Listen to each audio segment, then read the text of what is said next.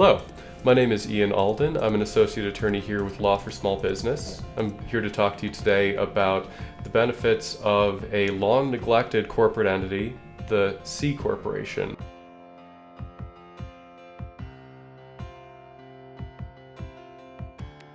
The C Corporation is known for a few things. For one, it's known for its double taxation. What that means is that unlike your pass-through entities, like your partnerships, limited liability companies, that sort of thing, when money goes to a C Corporation, the C Corporation pays taxes on that money at the standard corporation or corporate rate. Then when the corporation gives that money back to its owners or shareholders, that's treated as a dividend, and that money is taxed again at the shareholders' personal rate.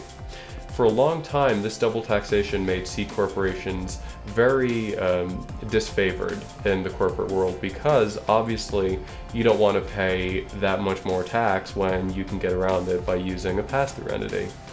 However, there's a few reasons to reconsider a C corporation.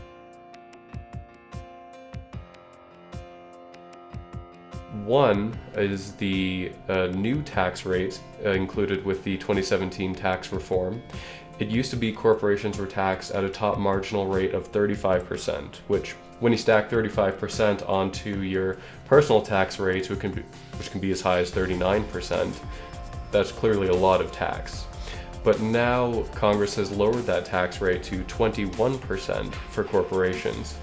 So if you have a 21% tax rate on corporations, you're still going to stack that on top of your personal rate when you take the money out. But what you get with the C corporation is the ability to control when you take that money out in the form of a dividend or other distribution.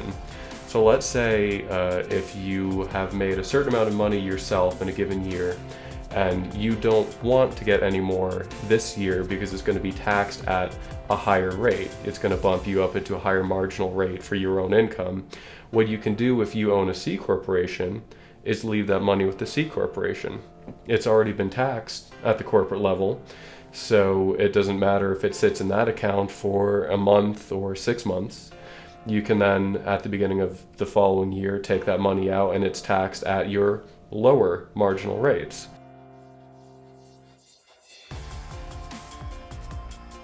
The other often overlooked benefit of forming or buying into a C corporation is what's called qualified small business stock treatment.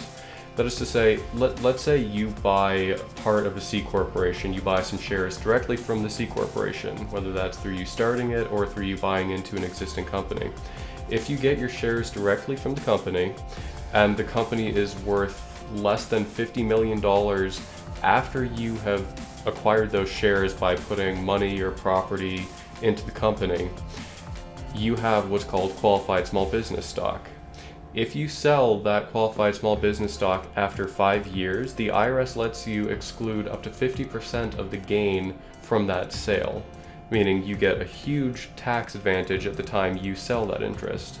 Alternatively, let's say you have that qualified small business stock and then you turn around and sell it at a loss. Let's say you need to cash out, the company's not doing great, and you take a loss on that sale based on what you put into the company originally. You get to treat that loss as an ordinary loss instead of a capital loss, even though the shares you're selling are a capital asset. Now, this might not make a lot of sense to some of you, but for those of you who are familiar with capital gains and losses versus ordinary income and losses, this is a pretty big deal because you can use that ordinary loss to offset your income from just about any other source. So let's say you have wages and you have employment income and you want to pay less taxes on that income. If you have an ordinary loss from the sale of your qualified small business stock at a loss, you can offset some of that income. There are these little tax considerations that are often overlooked with C corporations because of their reputation, but given the tax reform law that was just passed by Congress, and given some of the other protections that C corporations can offer you, like the ability to limit your liability or the ability to control when you receive income in the form of a dividend, it might be time to give C corporations another look. So if you want to talk about what a C corporation might be able to do for you versus your current business structure or a business structure you're planning for somewhere down the road, give us a call, because we'd be more than happy to sit down with you and look at your unique situation and see if maybe a C corporation is the way to go.